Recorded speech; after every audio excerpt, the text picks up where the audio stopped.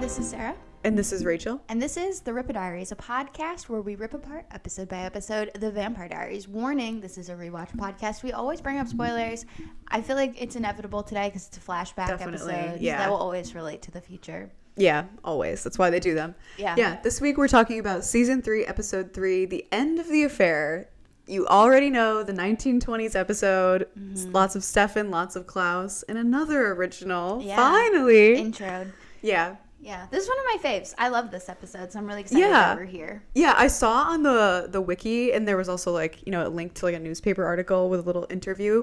This is like Paul Wesley's favorite episode of the first 100 episodes, but yeah. Because it's the one episode where he got to have fun. Yeah, and Stefan wasn't boring. Yeah. Yeah, exactly. Finally.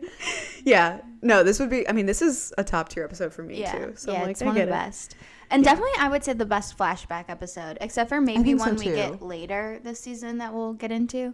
But yes, so excited to finally talk about this one. But we got to start off at the Salvatore house before we get into the 1920s of it all. Damon is fixing himself a drink in his living room when his phone rings, and it's an unknown caller. And he answers. I don't know if he thought it was Stefan because he's immediately like, "You're interrupting my drink." Like, did he think it was Stefan, or he's just like, doesn't matter who it is? He doesn't care. I took it more as just he doesn't give a shit. He's just like, they're interrupting. Does not care. But of course, he's surprised who it actually is, which is Katherine, who gives him the "you miss me." She's always playing her little games. She won't tell him where she is. Mm-hmm. She's just claiming that like she's outside his window pining away. It's so funny. Her dialogue in this episode and the next one is really funny. Yeah. Like she's the Chicago era Katherine is really good. I know. I do love the Chicago era. I have more to say, but we'll get into it. But yeah, she's like asking for updates, and Damon obviously doesn't have much to say. Like they had their failed like Smoky Mountains trip, and that's it. Nothing to say. Yeah, nothing to say. So Damon is like just guessing like where Katherine is, like, and he's guessing that she's trailing them, like that she would know exactly where Klaus is. But she claims she couldn't be further away. Like obviously when Klaus sees her, it's on sight. He's gonna kill her. Exactly. So she's like nowhere near them. Meaning obviously she does know exactly where they are. If she has to be far away from them, that means she has to know where they are. And she says that you spend 500 years running from someone, there'll be a few people along the way that are looking out for you, which I was like, who's looking out for Katherine other than Katherine? I'm just imagining she has a bunch of her little compelled towns, like all over the U.S., like everywhere. Yeah, it's like a thing. You can live in a Katherine compelled town. Yeah. That's really funny, actually. Yeah, I don't know what I was imagining. I was like, I guess maybe she has like a few witch and vampire friends she's done favors for, and they owe her. Yeah. But having like people that are willing to look out for her, I was like, doubtful. I don't know about that. But no. Either way, that's where Katherine's at, and that's where Damon's at right now, is getting info from her. Yeah. So that takes us through our first scene, and then we of course get to check on the men of the day, the men of the ep, Klaus and Stefan in Chicago. Yeah, we see Klaus and Stefan sort of get out of a car, and Klaus says, "Welcome back to Chicago." Very important, back to Chicago. So they're back, and Klaus says they're back because he knows how much Stefan loved Chicago during his Ripper days. And Stefan's just like, I barely remember that, blacked out most of the Ripper days. And then Klaus, of course, has so many good, like, iconic lines. He says, you know, that's a shame because the details are what makes it legend. Yeah. Cut to, of course, a 20s flashback. And I love his, like, I almost said voiceover that takes us into that, where he's saying like, where it is, the Ripper of Monterey was getting lonely. So he escaped to the city for comfort. It was prohibition. Yes. Everything was off limits, which means it was so much more fun. I was like, Klaus is like that grandpa who's like nostalgic for the old days. Yeah, nostalgic for the old days, exactly. Yeah. But it is like a great intro into our first 1920s flashback, where we get to see Stefan in a car with a woman in the 1920s. It like looks like they're making out. Yep. But then he like moves away, and you see like, oh, he's covered in blood. She's dead. he was feeding on her. Yep. And of course he gets out of the car, and he's like wiping at his mouth, getting like the blood off. He fixes his hair. We're getting the full first look at 1920s Ripper Stefan. Iconic. And the 1920s worked so well on Paul. That was so his good. era. Oh yeah, he looks amazing. Yeah, I love the hair. I love like the suit. I like the vibes. Obviously, of being a little evil is like. Oh yeah, maybe more than a little, but I know. Yeah, humanity off. I mean, is his humanity off at this point? I'm not even sure. But we've either debated way, this extensively. Watch the humanity episode because this episode specifically came up a lot in the humanity switch episode we did. Because it's just such an interesting thing of Stefan of. Yeah. Is it off? Is it not? Yeah. Who knows? Either way, Ripper Stefan, the best. I love him. He looks so good. But yeah, we see Stefan go up to this like bar, speakeasy, of course. Mm-hmm. And, you know, he kind of knocks on the door and they let him in. And Stefan walks in. And then the person on stage, like singing, the owner of the bar, calls him out and is like, oh, is that Stefan Salvatore? So obviously he's a regular here. And Stefan tells her, Gloria, to save him a dance, and then someone is walking by with like a tray of drinks, and Stefan goes to take a glass of champagne, but a woman takes it before he can get his hands on it. It is, of course, Rebekah. I like can't even believe that this is like our first intro. Yeah, our first intro. Like I see her and I'm like, Rebekah. Like I can't imagine a time when we not didn't know knowing that's Rebekah. Yeah, I know. I thought the same thing. I was like, it's really funny that you get this like built up thing of who she is, and you're supposed to wonder. You have no idea about her in this first scene because like we know her so well. It's Rebekah. Yeah. But yeah, and Stefan obviously doesn't know. Like he's like, help yourself, and she's like, I always do. Yes, they instantly have like a flirty vibe. Yeah, instantly. But yeah, so she immediately reveals herself as a vampire to him, though, which is, you know, like as an audience, we're finding this out. She goes up to him and like gets really close to him, and she licks his lips. I know, which I was like, this is the 20s, isn't it Scandi? That's exactly what I thought. I was like, this is wild to do now. Imagine if you saw somebody do this to somebody true. now. I would be like, in the whoa, 20s, it would literally be like, arrest her. Yes, that harlot. Put her in jail. Yeah. It's crazy. Yeah, true. But yeah, she goes up, licks his lips, and gets the vamp eyes. Yeah. And then she says, careful, Mr. Salvatore, you're still wearing your date. She's lovely. And he's gobsmacked. I've been waiting to use that word. Gobsmacked. He is taken aback. There's no better word. That's perfect. Yeah. And so, you know, he starts asking, like, who are you? Mm-hmm. And she just, like, walks away. Like, she doesn't want to tell him. And she puts a finger to her lips to, like, shush him. And then just walks away. The first meeting of Rebekah. I just can't believe the first meeting was licking his lips. It's just insane. Yeah, no wonder they were a thing in the 20s. I'm like, she put it all out on the line. Yeah, she did. So... our first intro to Rebekah, our first intro to the 1920s flashbacks to Ripper Stefan. I love this episode. I love this episode. Yeah. Thank God we're going to get so many more of these scenes throughout this episode. Yes. I'm looking forward to them.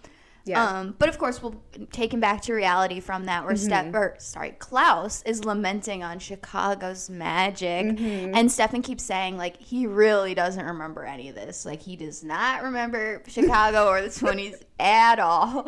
And Klaus says that, you know, we're going to go see a witch. We're going to go see someone who will help us with our hybrid problem. So they get back into their car and are on their way. So that's what they're going to be doing this episode, is go see this witch about the hybrid problem. Mm-hmm. So supposedly that's their goal. Yeah. At the Gilbert house. Back in Mystic Falls at the Gilbert house. Elena's in her bed. She's sleeping. She turns over and Damon is there. And he says, you know, rise and shine, sleepyhead. And... you know, he's like just laying, like hands behind his head, very casual. But Elena's obviously like, she's waking up. Yeah, she's waking up, but her head is like on his chest, like she. Yeah, I don't know. She rolled over, head fell on his chest, and then she's like, "Someone's in my bed." Yeah. So she like sits up and is very surprised to see him, and they have a little bit of banter. Yeah, he says, "You know, you're dreaming about me." It explains the drool. Yeah, so exactly. Funny. And then she realizes it's 6 a.m. and she's like, don't you have anything better to do? Mm-hmm. And Damon is just like, oh, fine, then don't come with me to save Stefan. And Elena's, of course, like, you know, what do you mean? And Damon plays like he's going to go leave. And she is like, wait, what? And Damon tells Elena that Stefan's in Chicago and he's going to go get him back. Yeah. So Elena asks, like, how does Damon know that? And Damon, of course, is just like, it came to me in a dream. Yeah. I was naked. You would have loved it. He's turned the flirting up to like a thousand. Yeah. He's like, if we're getting Stefan back today, I gotta do my work now. This is my last I have chance to lay my foundation right this second. Yeah, he should pull a page out of the Rebekah book. Just lick her lip. Come on, just get it over with. Might have worked. But yeah, he is laying on thick. That is the theme of the next few episodes, I feel. Yeah, it is actually. Yeah. And then he starts like opening Elena's drawers. Oh, and, yeah, he's like, start packing, let's go. Yeah, this is where it takes a turn I don't love. And he like pulls out her underwear and is like, put these in the yes pile. Yeah.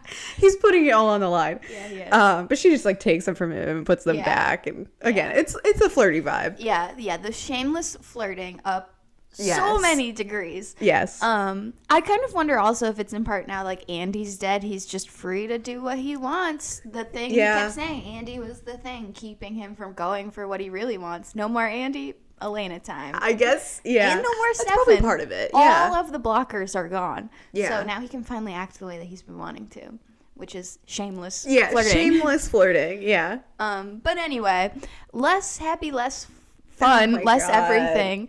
At Caroline's torture chamber, we check in to see she is still locked to a chair. Yep. She struggles like with the hand restraints, but they're not giving. She's calling out to her dad to just please talk to her.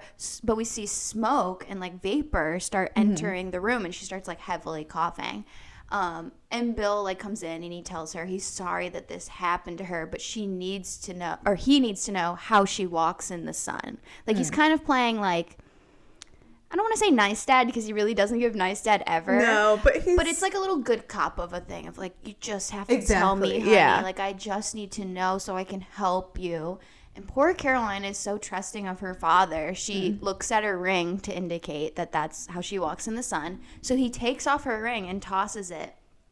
And of course, this has now opened the door of what he's actually going to do. Yeah. Bill reveals that their ancestors, the Forbes family, had built this like place, and that it was specially made like with vervain in the ventilation, which is the smoke that's making Caroline choke, and that like they built it specifically to make their subject weak. There's reinforced steel chairs and like the specifically placed window he motions to.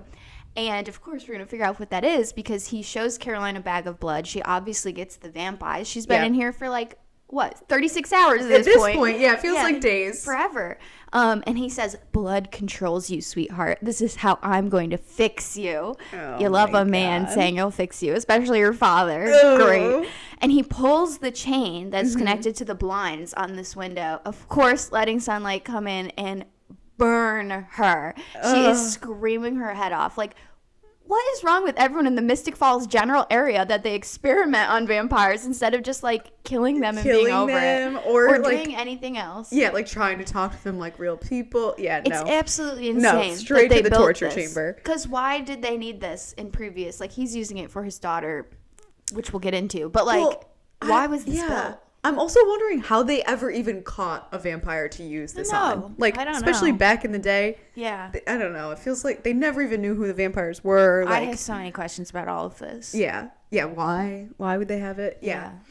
But anyway, we'll take a little break from the Caroline torture chamber. Thank God. Thank God. I know we have to break that one up. I know. I'm like, Bill is truly heartless because I can't even watch these scenes. No. And that's his daughter. They're terrible. Yeah. He's crazy. The worst. Absolutely crazy.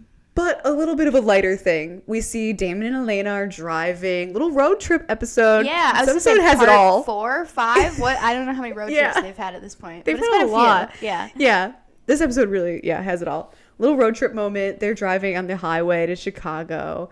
And they're talking about the necklace. Yeah, Elena's like nervously playing with it while they're sitting there, which makes him kind of like poke fun at it. Yeah. And she pokes fun at him. Yeah, they're bantering. We're also getting some reminders about the necklace. They'll be important. And Damon like takes an old diary from the back of his car and he gives it to Elena and tells her to read it to understand like the first time Stefan was in Chicago. Yeah. And Elena is of course like, no, I'm not going to read his personal thoughts. That's his journal. And Damon tells her that she needs to be prepared for what she's about to see. And Elena is like, I've seen Stefan in his darkest periods. I can handle it. Girl, yeah, right, BFFR. Be fucking for real. Girl has no idea. Not a single idea of what is happening. Does she not know, like, he wiped out that whole migrant village? She doesn't. I guess not. Like, I thought she knew at least a little bit of what his Ripper era was like, but clearly not if she thinks she's seen the worst. I almost saw him kill Amber at Miss Mystic. Yeah. That was his low. Yeah. I saw him get vampires when we were making out. The lowest of the low. She has no idea. Literally Delulu. Which Damon obviously realizes. He's fully aware of this, which is why he's doing this. Yeah. And so while he's driving, he takes the diary from her and starts reading it to her so that she will get it. Because he's like, girl, you need to know this stuff. You have no clue. And he reads an expert from 1922 of Stefan waking up in blood with women he doesn't remember. Yeah. And Damon pokes fun at him, being like, Stefan's not a virgin. Yeah. Shocked. Of course, Elena's over it, so she takes the diary back, telling Damon to keep his eyes on the road. Yeah. Which, how he was reading while driving, I don't know. That's fearless as a vampire. I guess you just don't care about those things. You should care about Elena, though. Yeah. In his car. He loves that car. Yeah, true. But anyway, he's like, fine, I'll go back to my game of tell me if you see a Florida license plate, which I play that game every time we're in the car. Sarah's favorite game. It literally is. Yeah. I'm always looking for plates. So me and Damon would have a great time on the road. Yeah, you guys would get all the plates. Yeah, we definitely would. Yeah. He'd have faster eyes than me, so he'd probably really help. But yeah. But he'd let you get a few. Yeah. That's true. Like an easy one. Yeah. He'd be like, good job, you got Georgia. We're in Georgia. Yeah. Anyway, now to our favorite stuff again. 1920s flashbacks again. Love. We see Gloria, the woman who'd been singing in the last scene, is still singing. The champagne is flowing. Rebekah is slow dancing with a man, but is interrupted by Stefan and all of his friends being really drunk and rowdy at the bar, clearly like interrupting the music, ruining the vibe. So she marches right over there to tell them to like put a sack in it. Shut up, boys. Nobody wants to hear you. We want to hear Gloria. I love Rebekah. She's riding the high of women's suffrage. Yeah, she really is. Putting these men in their place. She really is. And, of course, Stefan is also in his sass era. So, so he hits her right back with the, I'm sorry, sweetheart. Are we offending you? She's stronger than me. If Stefan called me sweetheart looking that. It's over. Stefan. Yeah, I'd have been like, it's okay. I forgive you. Yeah, just keep doing whatever you want. It's fine. Yeah. And will you dance with me next? Yeah. But not Rebekah. She's like, she drags her finger down his face and she says, it would take a lot more than a baby face like this to offend me. And she marches away and then he follows her. Yep. She has got him hook, line, sinker. He's gone. And so he follows her again, asking for her name. He, of course, is like desperate to know who she is. And she says that he has to earn her name. And then she tells him again, put a sack in it and leaves. Yeah. She's great. I love 1920s Rebekah. I love her. Yeah, this is like one of her peaks. Like, especially in the Vampire Diaries. Oh, the 20s flashbacks are her high. Yeah, Mystic Falls high for Rebekah is not a great era for her. But love the 20s, love this. Yeah. And it'll take us back to present day Chicago with Klaus and Stefan going into Gloria's present day. Yeah. It's sort of like quiet at first. There's no one in there. It's obviously like daytime. Yeah. And Stefan is like, I can't believe this place still exists. And Gloria walks out and is like, you must be kidding me. And obviously, like, you know, Gloria was the singer on stage in the 20s. Yeah. So she's obviously like an older woman now, but she still looks great. Yeah, she looks like amazing. Maybe in her 50s, 60s. Yeah, exactly. And she was in her like 20s, teens, maybe in the 20s. Yeah. So absolutely wild. Yeah. So we know she's probably something's going on there. Going on there, yeah. Klaus starts cracking jokes too immediately. He's like, so a hybrid walks into a bar and says to the bartender, and she's like, you're not funny. Yeah. Stop. Don't even try. Yeah. And they start like chatting, and Gloria says she recognizes Stefan, and Stefan is like, wait, shouldn't you be dead? Basically what we were just saying. And Klaus says Gloria is a very powerful witch. And Gloria kind of just confirms, like, she has slowed down her aging, but like with herbs and spells, but it'll catch up to her eventually. Yeah. She's not immortal or anything. And Klaus sends Stefan to go get some drinks, and he's flirting with Gloria. And Gloria says, like, I know why you're here, to make more hybrids. And Stefan is kind of like off, but we see him eavesdropping. Yeah. And Klaus is asking Gloria, like, what he did wrong. Why can't he make hybrids? And Gloria says, like, they would have to contact the witch that created the spell, like the curse on Klaus. And Klaus says it was created by the original witch who is dead. Because obviously, you know, it would have been someone like alive 1,000 years ago. Yeah. And Gloria says, like, she obviously knows the original witch is dead, but Rebekah can help her contact the original witch, which at this point we do not know who Rebekah is. And at this point, Stefan is like behind the bar looking at photos, and he sees a photo on the wall and pulls it off. And meanwhile, Klaus is telling Gloria, like, Rebekah's a little preoccupied. We all know she's been in a coffin for ages. And Stefan asks them, like, what this photo is. And he comes over, and Klaus is like, oh, Chicago is a magical place. And we see the photo, and it's a photo of Stefan in the 20s with Klaus. Arm around him. Like looking like besties. Which we have not even seen in the flashbacks yet. No. So it's such a good little... There's so many good hints in the scene. The Rebekah, the original witch, and then this 1920s thing now. But I have to ask, why, of all photos, Gloria has like 12 photos up. And that's one of them? I know. Part of me is like, she keeps it up there to warn people about Klaus. She's like, if you see this, guy. That's you know how like they do like a shoplifter wall in some places. She's like this is like the wall of like people who've killed people in the bars. Because I'm like, she said she loves Damon, but she doesn't have a photo up of Damon. But like, it's like the bad customer wall. It's like, be warned, if you see these two, leave. Get them out of there. Yeah, but anyway, so that's funny. But I love the photo. Me too. We'll be coming back around to that later. But of course, we've got to go back to our other plot here of Caroline. We do get to see the Forbes house where Liz is leaving a voicemail for Caroline saying she's had a few all-nighters at the station, but she wants to have lunch with her, which, how has Liz been working so hard that she doesn't even realize her teenage daughter has been missing for like literally 36 hours. It's been over a full day by now. Red flag, Liz. That's all I got to say. But green flag from Tyler here, because Tyler shows up at the door. Clearly, he's going to tell Liz everything that happened because he, you know, got the info from his mom. So, green flag for Tyler. Back to the torture chamber, though. Checking in on Caroline. We see the window slates are open again, burning Caroline again, who is screaming and begging her dad to stop. It's literally so awful. And she just keeps promising him, like, she won't hurt people. She can control it. But again, he puts a blood bag in front of her, and she gets the vampires again. He's literally starving her. Of course it's going to happen. But he sees that as proof that she can't control herself. And so he tells her, I'm conditioning you to associate vampirism with pain, and in time, the thought of human blood will make you repress your vampire instincts completely. Which is crazy. And she says, that's impossible. Like, you can't change who I am. And he's like, yes, I can. And he starts burning her again, which the Vampire Diaries loves to be bold with their out-of-pocket analogies is what I'm going to say here, because Season 1, I feel like they were doing vampires is racism. Like the 1864s, they were like, you know, like Giuseppe hating vampires, racism. Now, homophobia.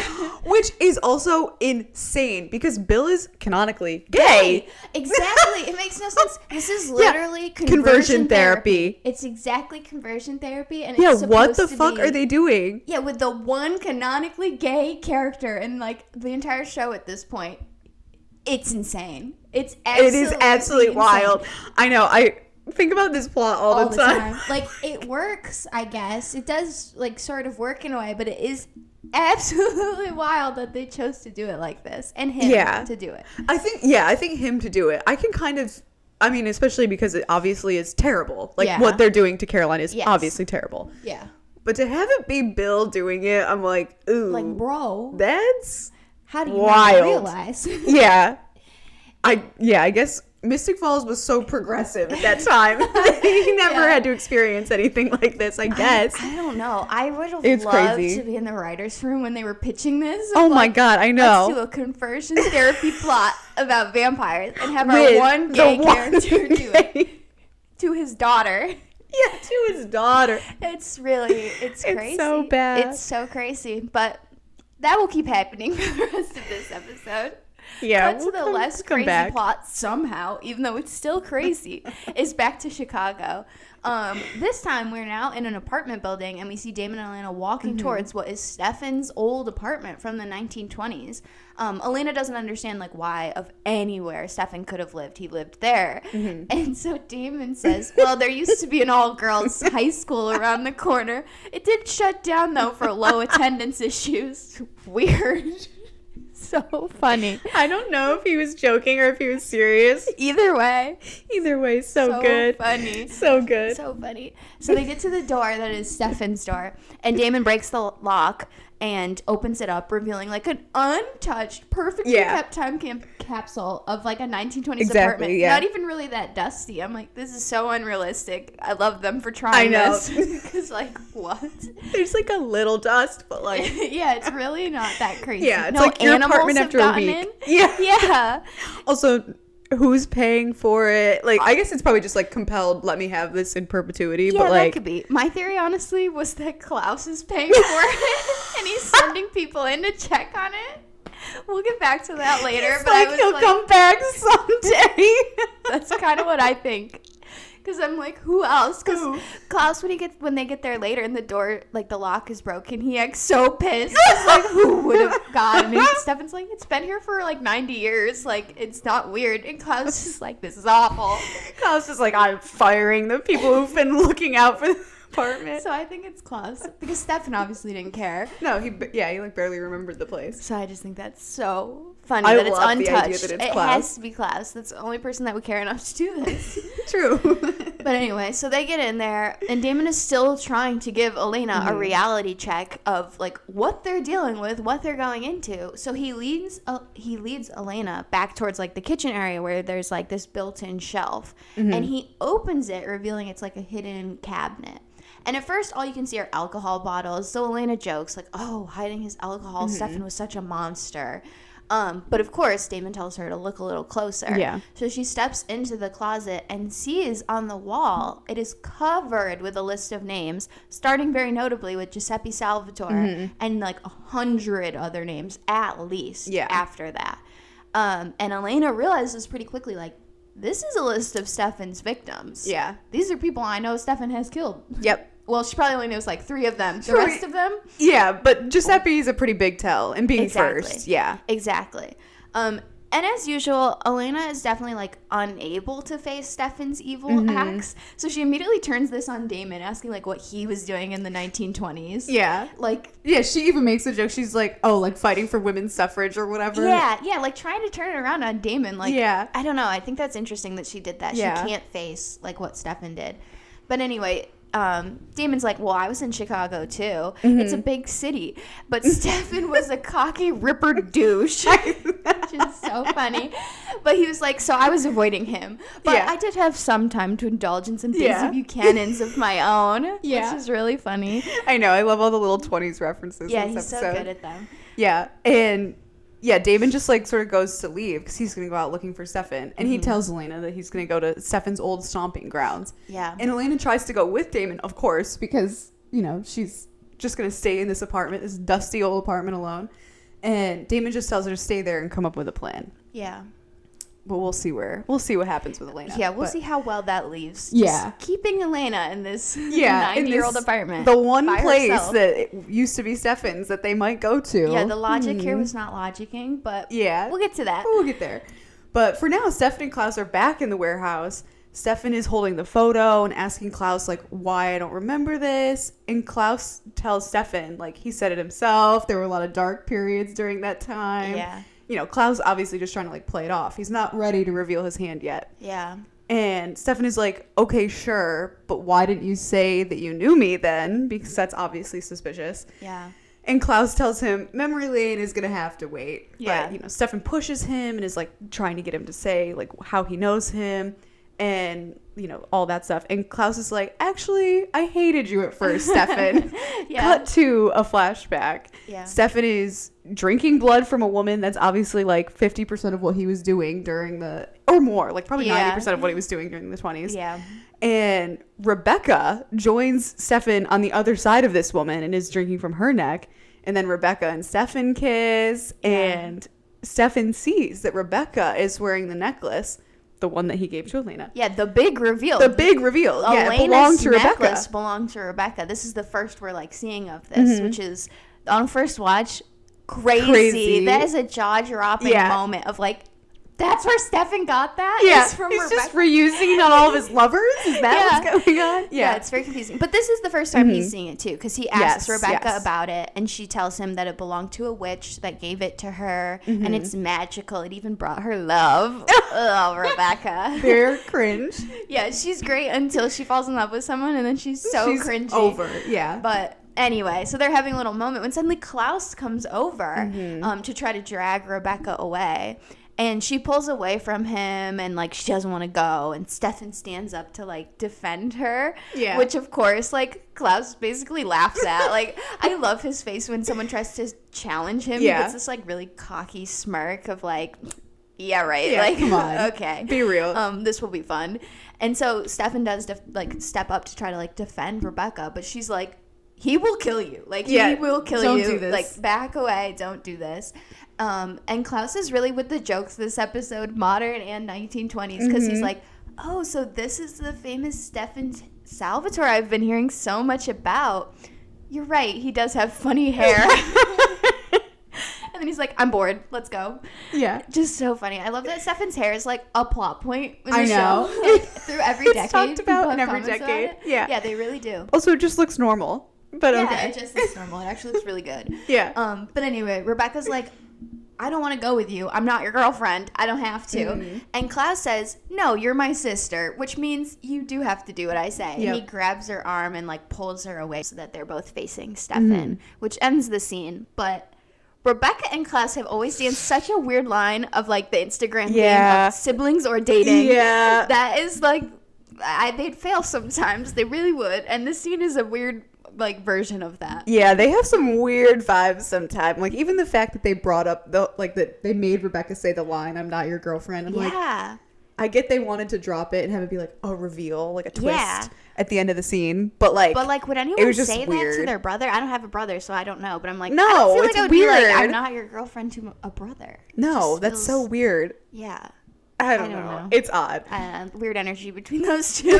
Very. But anyway, lots of weird energy. Yeah, lots of weird energy. That threw me for a loop. Stefan is also thrown for a loop. Yeah. He's like, wait, so I knew another original, which I'm just like, Stefan must feel so dumb because he doesn't even know he was compelled to forget. Yeah. So he's like, he's probably thinking back to like season 2. He's like, when they were trying to figure out the originals, who Klaus is. He probably just feels dumb. Yeah, I knew all of this, but I forgot because I was just so drunk on blood that I just like completely forgot. Yeah, it's like when you hear what you did after like blacking out one night. You're like, oh shit. That's definitely what Stefan's going through right now. Yeah. Klaus has no time for it though. He's on mission.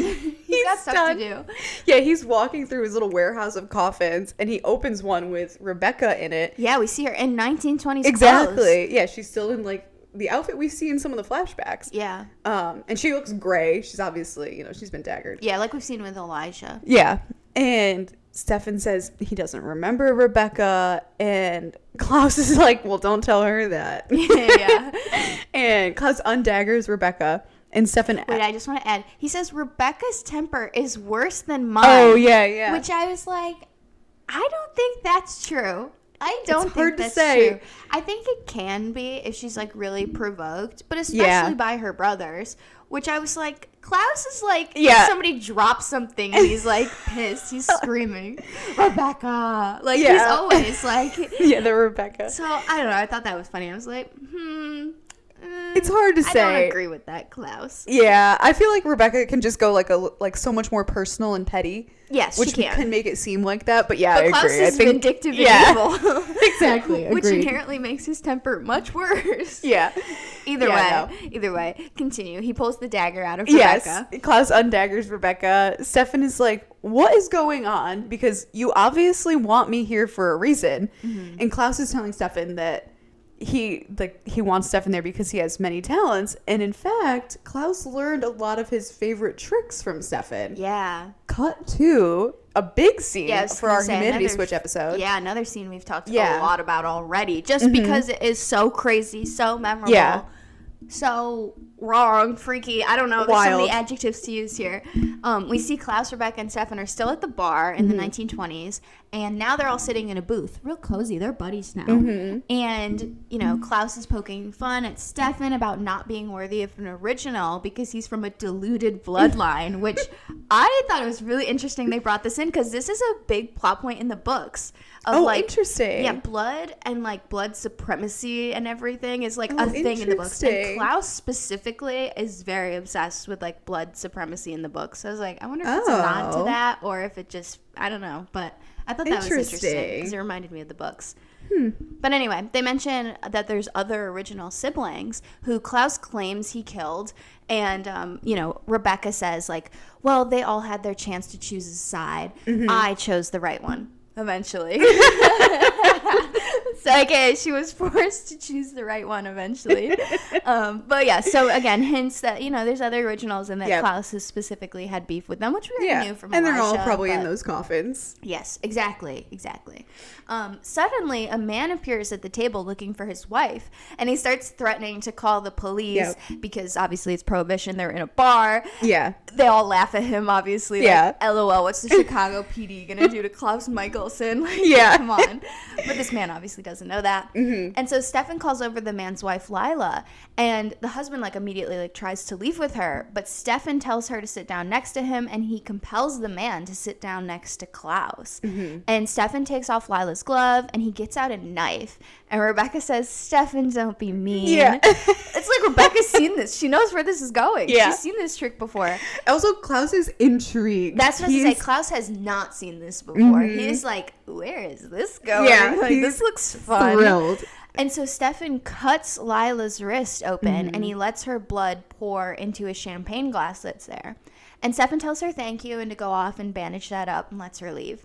Then he turns back to the man and compels him to have a drink with them. So he slides the glass of his wife's blood to the man, who is obviously disgusted. Yeah. Oh, yeah. He's like, you guys are sick. Yeah, you're freaks. Yeah. But he's literally being compelled, so he has to shakily, like, raise the glass and take a sip. And Stefan then asks the man for his name, and he, like, is like, go to hell. And Klaus laughs hysterically. He's like, this is the most fun he's had in decades.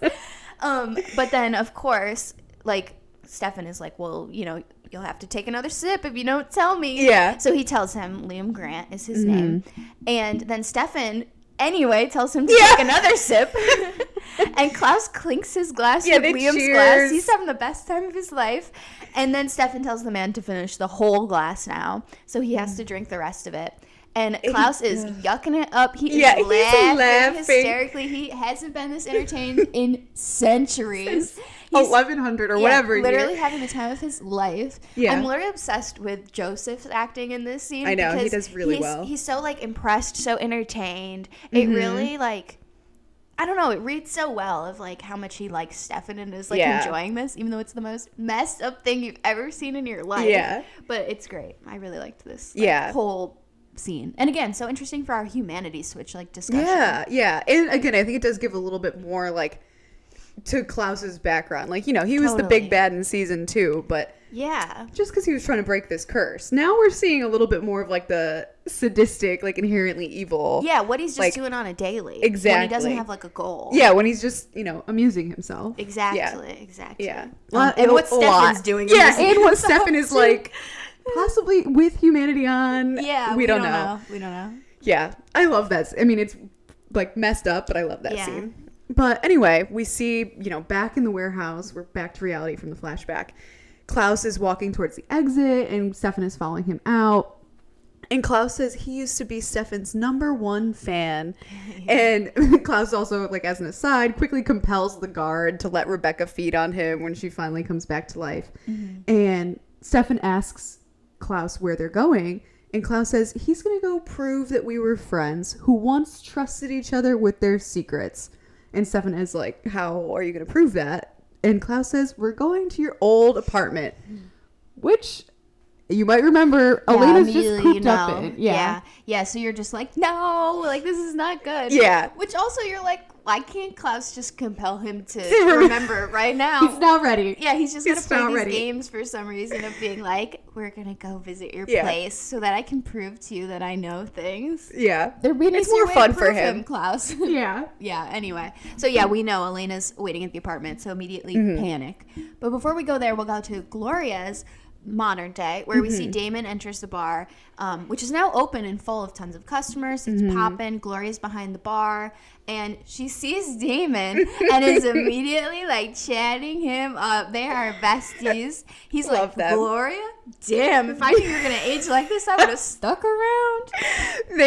At one point, it was made a comment about like, oh, Klaus and his witches. Damon and his witches. He always has like immaculate vibes with all of the witches. Like Bree, Gloria, everyone. Bonnie in the end. Yeah, he loves a good witch. Yep. And yeah, Gloria's like, I always did like you better. Literally confirming this. Me too, sister. I just love that Damon is like the fan favorite of every witch ever.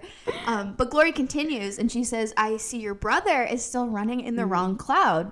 Klaus crowd. Yeah, I'm combining them. And so Gloria like tells Damon that like Klaus is running an errand for her and Stefan is with him, but they'll be back later. But she won't elaborate to him like what the errand is, like what they're doing. She says, you may be cute, but you're still a vampire. But it's so funny during this scene. They're like holding hands. She's like caressing his. Like Damon is like flirt on. Yeah, he turned it on for Elena and he can't like turn it off like for anyone. Yeah, but he's also like witch, magic, flirt. Like it's like automatic for him. It's done. So yes, funny, but gave Damon the info he needs of like where and when Stefan and Klaus will be, so that obviously they can get to him. But of course we know where Stefan is immediately headed, which is to his apartment, where Elena is sitting on the bed waiting it out. She's just reading Stefan's diary, and I like that they chose to have Paul as Stefan do voiceovers of like what she's reading. It really helps like place you in like the scenes and the feelings and the moments, because she's quickly turning pages, getting like bits and pieces of different years. First she reads 1922, Lexi shows up. 1924, more animal blood, more misery. 1935, cravings are still there, but it's getting easier. Lexi's on to the next project, making me laugh. I know. So cute. And Elena kind of giggles too. Yeah. Like, gives a smile. I know. I love, it's such like a minor thing, like just a minor detail, but I love these little snippets about Lexi because they feel so her. Like, she's trying to get him back on the wagon, then she's trying to like get him to smile and like actually enjoy being alive. Helps build out like, his life and their story a little bit. I do like that too. Really nice. But of course, that gets interrupted because suddenly Elena hears outside the apartment Klaus and Stefan are coming. Like we see them outside. Klaus sees the lock has been broken, like we mentioned earlier. He's like, my apartment has been broken into. Yeah, he's like, I'm paying good money for this. Which Stefan is like, I'm sure tons of people have broken in over the years. It's been empty for so long. But they go in and they see nobody's there. Nothing's messed up. Elena obviously, don't know how they didn't hear this, but Elena has hid in the closet, the secret little hidden closet. And so Stefan wants to get right down to business. He's just like, why are we here? And Klaus explains that he wondered why Stefan had bothered to ask for Liam Grant's name until Stefan told him his little secret. And of course, we see Elena in the closet right in front of the list of names. Shit. She's like, great. Because we see Liam Grant's name right there at the top of the list. And Klaus says that Stefan writes down the name of his victims to relive the kill over and over again, which I don't think is accurate. Okay, I had this same question. Like, this was the first thing I thought when Klaus said that. I was like, is that even true? Yeah. It seems like we talked about this in the Humanity Switch episode. It seems like it's more of like a remorseful, like, it's guilt regret thing. Yeah, exactly. I 100% think it is a regret, which is like an interesting thing to throw in there, to be like, Klaus actually at the end of the day doesn't get Stefan at all. That's true. I think that's a good like way to think about it. Yeah. But yeah, it's interesting that he says that for Klaus it is reliving the kill, but for Stefan it is like I feel so bad. And I guess in a way, so many people. It's reliving the kill, but more like in a what did I do? Not like that's true. That was awesome. Yes, not in a serial killer like like way. That was great. But in a regretful way. Yeah. But of course, again, Elena is right in front of that list of names, and Klaus goes right over and opens up the hidden door, and he shows like the closet, and Stefan like goes in to look at the names, which instead he sees Elena standing there. it's shocking when Stefan doesn't gasp or show really any reaction. He has like a little tiny one, but obviously from the back, Klaus wouldn't notice anything. But I really love this moment because like Stefan was being forced by Klaus to see like a terrible reminder of the horrible things he has done. Probably would have really sent him spiraling, and instead he got to see his last little hope, his last little humanity that he's doing all of this for, Elena. It's so sweet. It's really cute, and they have like a little moment. It plays their little like musical theme. It's very cute. And then you think he's about to betray her because he goes, "Look what I found." She's like, what the heck? And she's like, oh no. Yeah, but he grabs a bottle and he says 1918 single malt. Yeah. And Klaus is like, my favorite. Let's go find someone to pair it with. So they leave. Yeah. And then later, like, obviously they've gone. They go, like, Elena's safe. But later we see that Elena's still hiding with the vervain dart in her hand. Where she got that, I don't know. Yeah. A lark, I guess. I guess she's just stuck. She keeps them in her purse. Yeah. And she hears like Damon come back, and Damon like comes in, throws her a bag of her clothes and tells her to make herself presentable. And Elena is like, you don't care that Klaus almost just found me and probably would have killed me. And Damon just is like, I've already processed like how terrible of a decision that was. Yeah, moving on. Yeah. And yeah, he's like, you know, so get dressed. You're all road trippy and gross, which I say that all the time. I don't know if you've ever heard me say that in the context, but I feel like I'm always thinking about that line. I'm like, road trippy and gross is so funny. It makes iconic sense. No, it just makes sense. But yes, he's basically like, get cute for Stefan so you can convince him to come home. Which is so funny. And while Elena's doing that, Damon will distract Klaus and like make sure that Elena can talk to Stefan in private and not be like seen. Yeah. But yeah, I love that moment of Damon acknowledging that like he processed it was a bad idea to leave Elena there, realized there was nothing he was gonna do about it now. She's fine. Moving on. Yeah, move on, whatever. I was like, that's very mature of him. It's very un-Damon like, but I like it. Yeah. No, it was a good little scene. And then we see back at the bar, Klaus and Stefan have gone back to there. Gloria's giving them some beers. And she's asking them, like, where is Rebekah? And Klaus tells Gloria, like, she's coming. She'll be here. And Stefan asks Klaus, like, Stefan is over this. He's like... Yeah, he's sulking. Yeah, he's sulking. We've seen him all of these episodes of season 3. He's just like, wants nothing to do with this. And he asks Klaus if the only reason he brought him along was because he likes how he tortures innocent people. Because obviously, like, Stefan is put off by this memory. Yeah. And the fact that he doesn't remember it probably. Yeah. And like he mentions like Klaus just wants to make him his wingman. And Klaus says, that's half of it. And Stefan says, well, what's the other half? And Klaus says, the other half is that you used to want to be my wingman. Why are they so romantic coded? It's so funny. I know. I love them. And they have more chemistry than half the couples in the show. Oh, they really do. They like really do. And so Klaus slides Stefan a shot. They can do shots together. Cut to 1920s. Klaus like giving Stefan a shot. So good. And so now we're in 1920s flashback. They're drinking at the bar. And Stefan is now #1 Klaus fangirl. He is hyping him up. He's talking about the original, saying like, well, they're just jealous. I love this. Your family wants you dead because they can never be what you are. Yeah, and Klaus is like, and what's that? Like a half-breed or whatever. He says an abomination. Like that. An abomination, yeah. And Stefan's like, no, a king. Not a king. A king. Not Stefan being the one who dubbed Klaus the king. I was like, was this the first time? Was this where this came from? From Stefan? That's so funny. They're wild. I love them. I love them so much. And they're laughing. They're having a great time. They love each other too. Yep. And Klaus says, look at us, two sad orphans. Why the vampires in this show always insist to call themselves orphans because their parents are dead? I'm like, bro, you're like 1,000 years old. Damon does it in the next one. I'm like, you're 170. Get over it. Like, I don't know. It's just funny.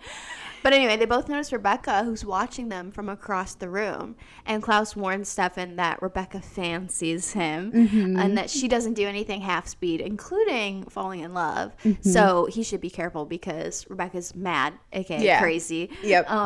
They laugh, and Stefan says he appreciates the advice, but, you know, Klaus gets a little too real after that, I feel, because he's like says, and at the point where she inevitably leaves you, she can't help it. It's just who she is. Yeah. Don't let your heart do anything stupid. I was like, why do you say that so seriously? It was like a threat. Also, I thought that was just so odd. I guess maybe it's like sort of like thinking they might have to leave and like compel him to forget. That could be what it is. But I don't ever see Rebekah leaving Stefan. Like never. Like I feel like she's so committed when she commits.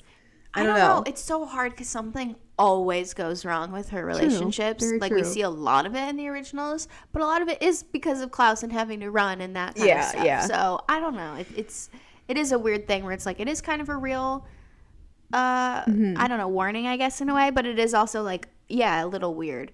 But anyway, to this, Stefan says, like, you're a good friend, Nick. Yeah, I love when he calls him Nick. Yeah, it's Rebekah so true. calls him Nick. It just... Yeah, it feels very familial. Yes, yes. And he says, I'm glad I met you. And they cheers. Yeah.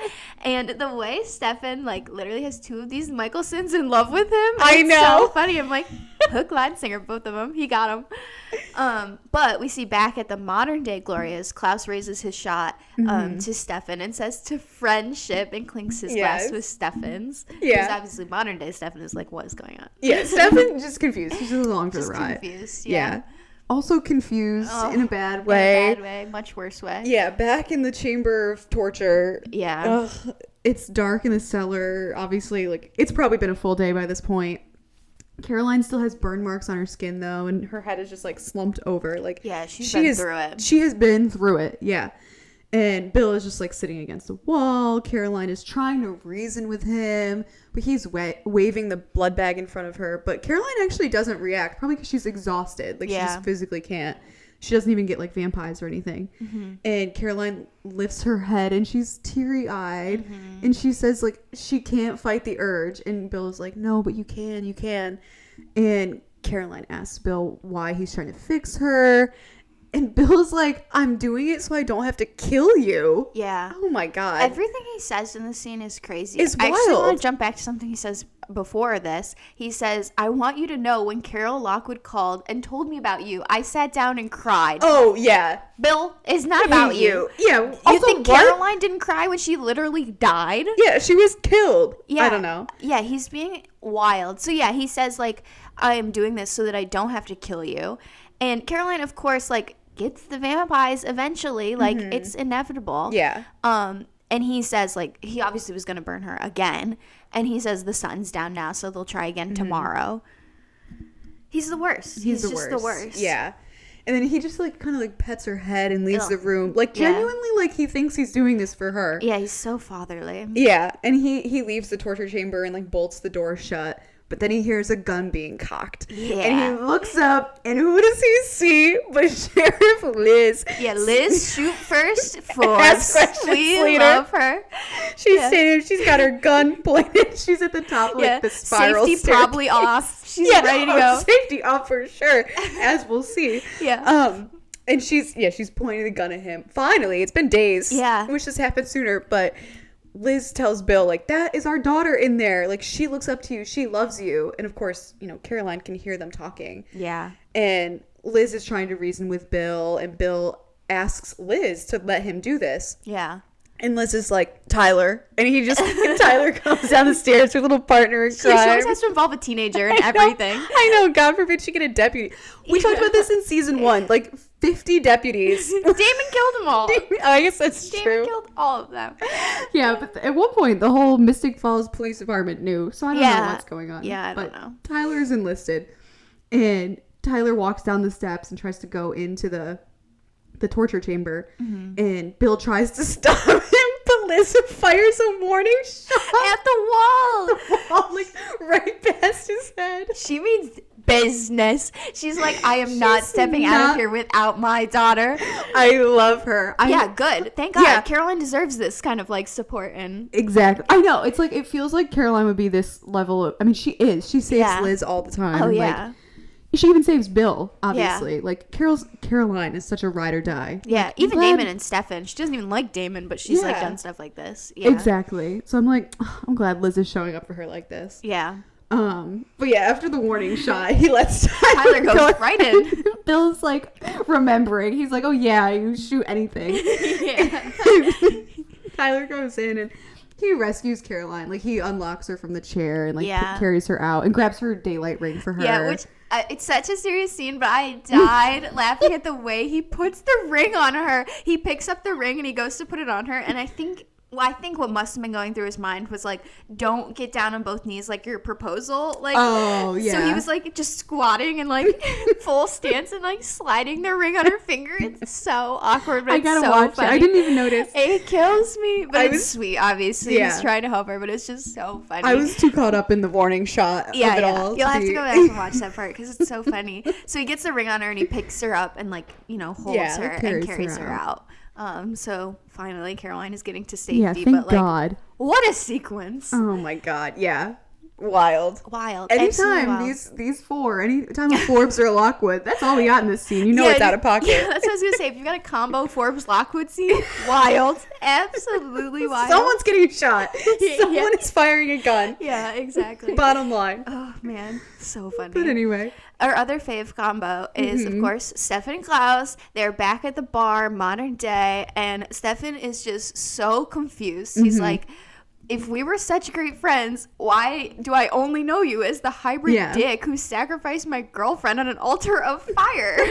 Which is a really funny thing to say. Good line. Yeah. Stefan, and Klaus says, all good things must come to an end, which of course sends us into another 1920s flashback. Yes. Where we see Stefan and Rebekah dancing together. Klaus is sitting looking, I don't know, I would say a little jealous. I feel like he looks a little summer. Yeah, it's odd. It's kind of a funny face. But suddenly he like looks up and senses something's wrong. And then you hear like Chicago PD and like shots are being fired into the bar. The 1920s seems like a crazy place. Prohibition was taken seriously. And so Rebekah and Stefan like run and hide behind the bar. And scientist Stefan, he spots they're using wooden bullets. Yeah. They know. And of course, Rebekah is like, that means he's here. And Stefan doesn't know what she's talking about. We as an audience don't know what she's talking about. And Klaus appears saying, we've got to go, sweetheart. Which again, with the sweetheart, he's always using the names with her, which I kind of like, but I'm also like, they cross a weird line. It's borderline. But anyway, Stefan tries to stop them, asking like, what the hell is going on? And Klaus pushes Rebekah, gets her out of the room, and Stefan notices her necklace has fallen off and is on the floor. So he reaches down to grab it, but then suddenly Klaus appears in front of him and says, I'm sorry, but the fun like has to end here. And then Klaus compels Stefan to forget about Klaus and Rebekah. Yeah, until he says otherwise.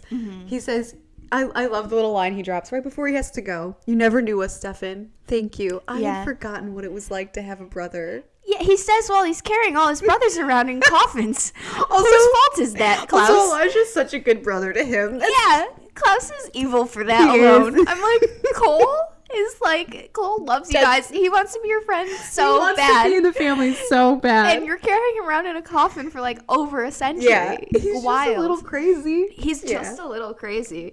But yeah, it's just so funny that he's like, man, a brother. The brother Wish I never had one of those. I have 3 of them in a coffin somewhere. But anyway. He was thinking of Finn. Yeah, he was thinking about Finn when he said that. But anyway, so he does this, and then he just wishes away and disappears, leaving, Stefan to have forgotten them, and taking us back to modern Stefan, who is reacting to this and the fact that, like, Klaus had compelled him to forget about them. And as always, scientist Stefan, he loves putting together Klaus's clues, and he's like, why would you have just randomly done that unless you were running from somebody? There was a reason that you had to, like, cover your tracks. Klaus does not like people getting too close to his business though, and he's like, story time's over. Yep, we're done. Close, no more. That's it. You're ruining it. But speaking of brothers, Stefan spots Damon and he's motioning him to follow him, out of the bar. And Stefan makes some excuse about needing a real drink, and he leaves Klaus sitting at the bar and he goes and follows Damon. And they get outside, and Stefan, of course, immediately is on Damon and is like, what is wrong with you? Yeah, why are you here? And Damon is like, what is wrong with you? You kill Andy one day, you save my life the next. What are you, good, bad? Pick one. And I just thought it was funny because also, like, it truly has been, like, one day between all of these things. Yeah, it was it's been, Elena's like, no birthday. They went to Tennessee, and now it's Chicago. Those are 3 days in a row. Yeah. There's no days between those, so this has been the weirdest weekend or whatever ever. Yeah. But anyway, so yeah, who knows? Stefan, good, bad, evil. And Stefan says that Klaus almost saw Elena earlier at the apartment. So, like, she needs to get out of Chicago ASAP. She is the key to everything that Klaus is trying to figure out about not being able to make hybrids. And Gloria, the witch in there, is seconds away from, like, learning all of that. So Stefan is, like, reiterating, Elena needs to go home. Which, like Klaus, isn't going to go check Mystic Falls if Gloria is like, oh, your doppelganger is still alive. He's not going to go straight there. Put her in witness protection. Get her out of there. I don't know what's going on. I don't know what any of the plan is. Like, how do they think they're rescuing Stefan? Doesn't have a plan. No one has a plan. No one has a plan. That's what we'll see in the next one as they continue to talk about plans and what they're trying to do. Exactly. But anyway, so Stefan is saying, like, Elena needs to go home and forget about him. And Damon goes, tell her yourself. Revealing Elena, who is standing right there ready to talk to him, which I just have to say, I love that Elena was basically told, like, look as good as possible to get Stefan to come home. And she came up with, like, a little sundress with her ballet flats. Like, she looks cute, but it was just, like, it made me laugh. I was like, what a seductress. She's bringing him home. I know. I thought that, too. I was like, it's so, like, 2010s. It's so 17, too. Yes. Yeah, but it's just so funny. Yeah. Although the one thing I have to say against this outfit also, which you see it better in, like, the next scene of the close-up, is, like, her bra cup is fully out and visible. I don't know how do you not see that on a set like this where you're, like, you have tons of people. There's someone whose job it is just to make sure they look right, and her, like, bra is fully out. I'm like, that is so weird. It was weird. Yeah. No, I know. I was wondering. I was like, did they have to, like, really rush for time? This is the last scene? I don't know. Yeah, I don't know how you don't notice something like that. Yeah. But anyway, that bugged me about it. But anyway, we cut to inside where Damon joins Klaus at the bar for last call. It's like Damon's like calling card. Last call, Damon's there. Yep. And Klaus says, I see they've opened the doors to the riffraff now. Yep. Which Damon responds, oh, honey, I've been called worse. That one killed me. I was like, this is why these two need to get along more, because they'd be so funny together. No, I know. I was seeing that. Because I love the line that Klaus says to him in a second. Like, Damon asks Klaus at this point to, like, give Stefan back. Like, he's asking that. And Klaus just is like, well, I am torn. You see, I promised Stefan I wouldn't let you die, but how many freebies did I really sign up for? And clearly you want to die, otherwise you wouldn't be here. So... But yeah, I love their banter. Yeah, they're so funny together. Yeah. And Damon just says, like, you know, he's a thrill seeker. And at this point, Klaus, like, grabs him by the throat. Yeah, straight for the throat. Yeah, straight for the throat, pulling no punches. And then we see outside, Stefan and Elena are still talking. Elena is telling Stefan to come home. And Elena hugs him. And she's about to, like, stake him in the back with a vervain dart. And... he, like, obviously, he knows. He's been around the block. This is Elena's classic. This is Elena's move. She's always stabbing someone in the back. Literally. And so he knows. He spins around, like, kind of grabs her arm really hard. Yeah. And Stefan is screaming at her that he doesn't want to come home. Yeah. And, yeah, not great. And then back inside, also nearly being stabbed. Yeah, beating the shit out of him. Klaus is repeatedly stabbing Damon with, like, a toothpick, I think it's like a toothpick or like a drink umbrella or something. Oh, yes, the drink umbrella, like, yeah. Just torturing him. Yeah. And it must be like a little wooden thing. And Damon is trying to bargain with him and is like, you want a partner in crime? Like, forget about Stefan. I'm way more fun. Mm-hmm. And Klaus just, like, throws him back across the bar. Well, Klaus says, you won't be fun after you're dead. And then throws him. Yeah. And, yeah, he throws him across the bar. And he starts, like, staking him again. And he's, like, got something. Like, he gets, like, a proper stake of some sort. Like a broken chair or something. Yeah, the classic. Something to make the actual killing move here now. Yeah. And, just as he's, like, about to stake him, Gloria appears and sets the stake on fire. Love her. And she goes, not in my bar. Take it outside. Love her. Literally saved Damon's life. Definitely because she loves him. Yeah, although she did just say take it outside. Yeah, that's true. She's like, Damon, I'll help you, but only so far. Yeah. It's not my business. I can't do anything outside these four walls. Not at all. And Klaus says to Damon, like, you don't have to negotiate for your brother's freedom. When I'm done with him, he won't want to go back. Which is daunting of a line to say. Because we're already seeing Stefan saying he doesn't want to go back. Which I think we know from the insider's perspective that he has a goal. He's, like, working towards something here. Although we don't know what it is at this point. But it is interesting that Klaus is saying this. And we're already started getting that vibe from Stefan. So we do cut back outside to Stefan and Elena, and they're talking in circles. Come home. I'm trying to save you. Come home. No. Yeah. And Stefan goes in on the, I've left bodies scattered from Florida to Tennessee. Like, I can't come home. It's not going to be the same. Yeah. And Elena says, like, well, Lexi found you before, like, in the 20s, and she saved you. But Stefan says, I spent 30 years after that trying to pull myself together. To a vampire, that's nothing. To you, that is half your life. Which... Elena dead at 60, I guess. Yeah, half of your life is like kind of... Maybe a third? Yeah, I would say not quite so much, but like... Still. But to his point, yes. To his point, he's trying to hammer in of like, this is not happening in your lifetime, which is like a blow. That is so hard to hear. And he like turns around and just like walks away from her at this point because Elena's like trying to say like, I can't give up on you, Stefan. Like, I can't do it. And she's like, yes, you can. Like... It is done. That part of my life is done. I don't want to see you. I don't want to be with you. I want you to go. Yeah. And he leaves her standing in the dust looking devastated. Yeah. And then we see Elena and Damon are like in Damon's car. Elena's just like sitting there looking kind of wistfully out the window and like touching her necklace while she's waiting for Damon. And then Damon gets in the car. Yeah. And Damon is like, you okay? And Elena just gives him a just drive. Yeah. Not okay. Not clearly. Okay. That was a very miserable trip. Yeah, that's a blow for sure. Yeah. So yeah. Team Save Stefan, not a success. Not a success. Save Caroline. Big success. Yeah, we got her. They should have brought a gun. That's what they needed. Yeah, if that ever worked on Klaus. Yeah.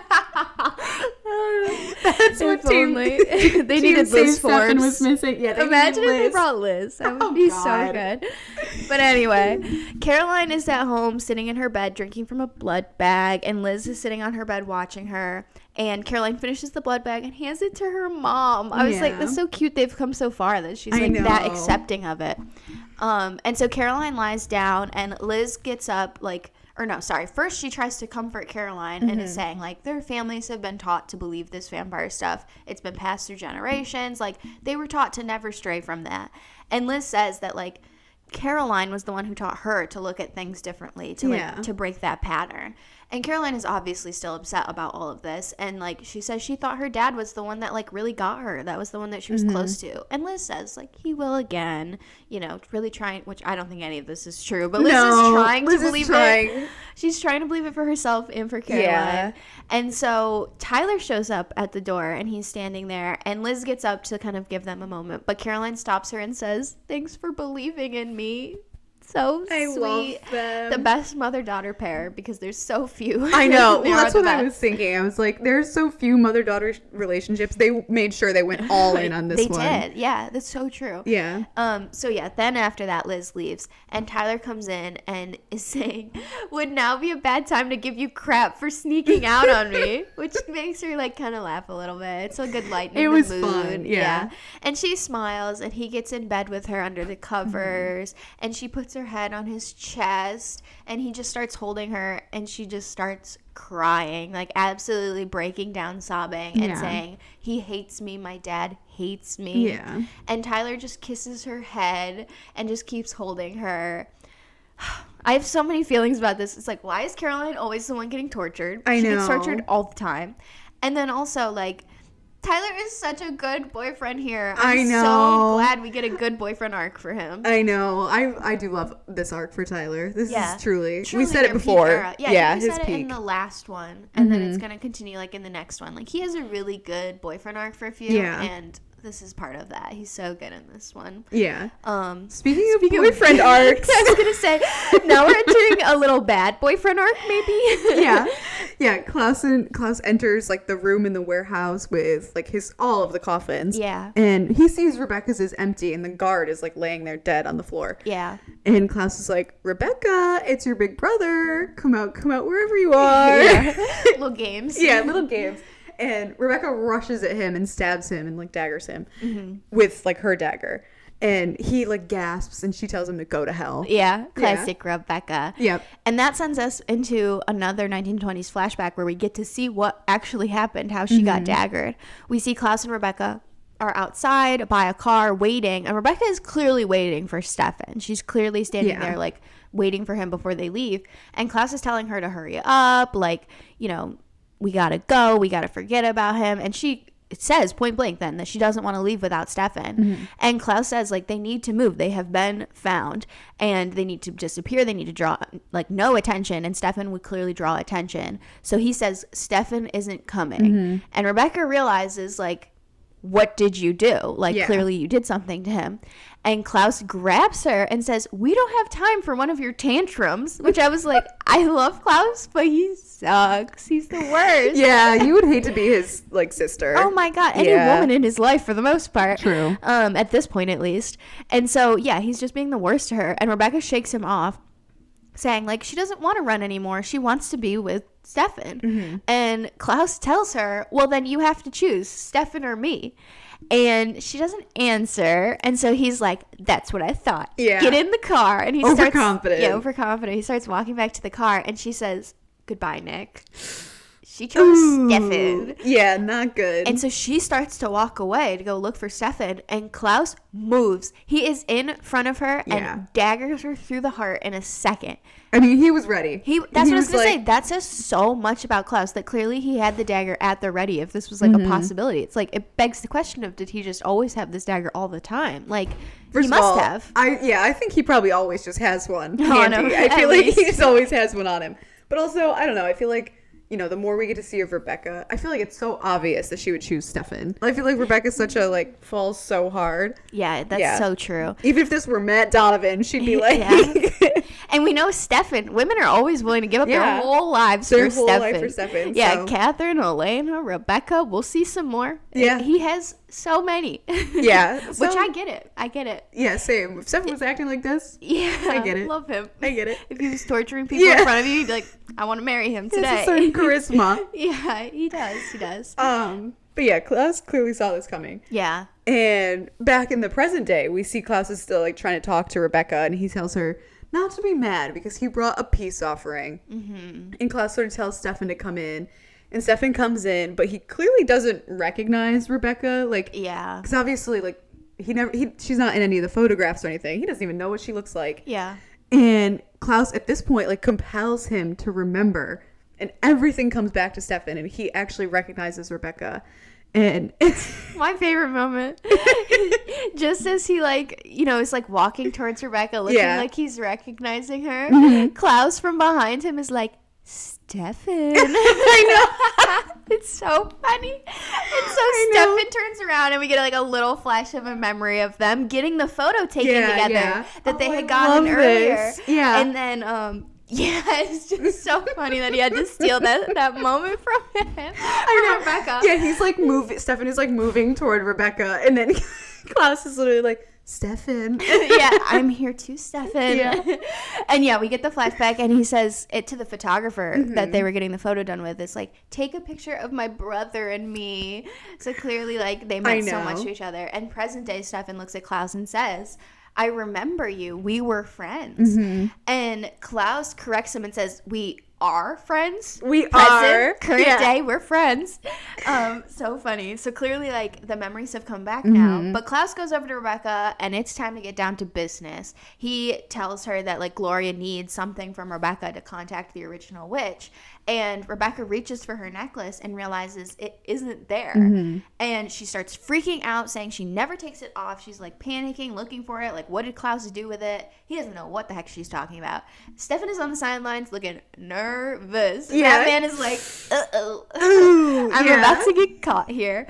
Because, of course, that is the necklace he gave Elena. He knows exactly where it is. Mm-hmm. And, like, this is about to get so much more difficult for Stefan now that Rebekah has entered the scene.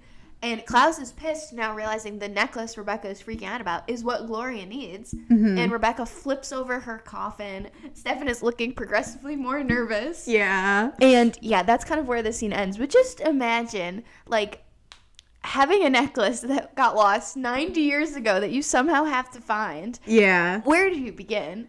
And then also imagine Stefan having to stand there being like, I know exactly where it is. It's on the neck of my girlfriend who's supposed to be dead. Yeah. And it's not.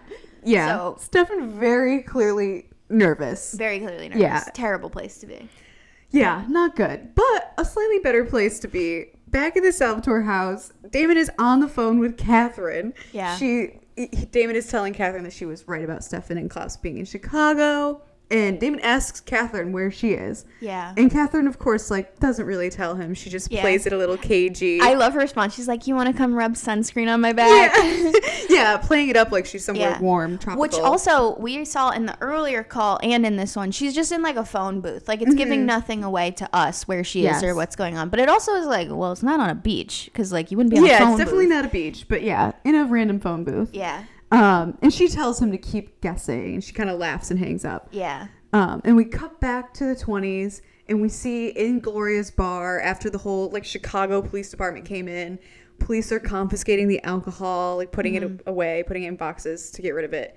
And we see Rebekah's necklace is on the ground. And Katherine, literal icon. I love this look. She's got, like, the 20s bob, wearing, like, a beautiful 20s dress. She walks over to it, and she, like, looks like she's about to take it. Like, she obviously sees it and is intrigued by it. But she sort of looks over and disappears, because then we see Stefan walking over, and obviously she doesn't want Stefan to know she's alive at this point. And Stefan picks up the necklace, and Katherine is kind of watching him. And then we see Stefan and, like, a man come up behind him, and the man introduces himself to Stefan as, like, Chicago PD. And Stefan is immediately like, I'm not afraid of you. Like, you can't do nothing to me. Yeah, he's just trying to talk to Stefan. Stefan's like, I'm not afraid. And I was going to say Michael, but the police officer, if you will, says, like, I'm not here for you, Stefan. Well, he doesn't call him Stefan, but he says he's not there for Stefan. And the police officer asks if he's seen these two, and he shows them, like, a drawing of Rebekah and Klaus. Like, it's very obviously supposed to be Rebekah and Klaus. Yeah. And Stefan just goes, like, very earnestly. Yeah, honest answer. Yeah, I've never seen those people before in my life. Yep. Yeah. Compulsion worked. Yeah. And the police officer tells, like, the rest of the cops, like, wrap it up. We're done here. Wrap it up, boys. Which also makes me think, I'm like, are any of these people police officers? Like, what's like, how they is are. Michael probably just compelled them. Yeah, I guess so. I guess he just came in and was like, I'm a cop from the big city. Let me yada yada. It's the 1920s. They can't fact check anything. Yeah, that's true. And he just kind of looks around and leaves. And then Stefan, like, clearly still has Rebekah's necklace in his hand. Yeah. And so he's, he obviously holds on to it. Yeah, he doesn't remember it. Like, he clearly, like, looks at it, but it, like, doesn't remember. But to acknowledge for a second, the cop obviously was Michael. Yeah, you know that is Michael now, but at the time you don't know. But it is weird where it's person. Like, this is the guy that's probably, like, following them and, like, it's setting up. Again, this episode is doing a lot of teeing up for a lot of different factors and also a lot of revealing and answers and, meeting another original.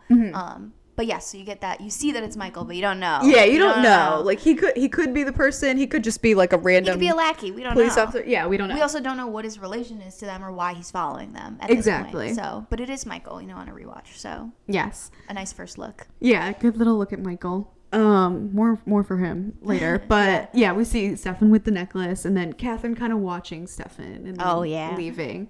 And then we see, in the present day, Katherine walks out of her little phone booth, and she goes to hail a cab, and you see, like, a bus go by with a sign on it that's, like, a Chicago Jazz Fest sign on the side. The Chicago everything. Chicago, yeah, very obviously. She's in Chicago. She's been there all along. She's following Stefan just like the 80s, the 20s, all of the decades she's followed him in. Yeah, so she's back. I'm like, the girl must have something better to do than just follow this man for years, but whatever. She's down so bad. She's down too bad. Too far. Yeah. Anyway, it's time for a quick voicemail from our call-in host this week. Hi, Sarah. Hi, Rachel. My name is Nev. I've been listening to you guys for a few months.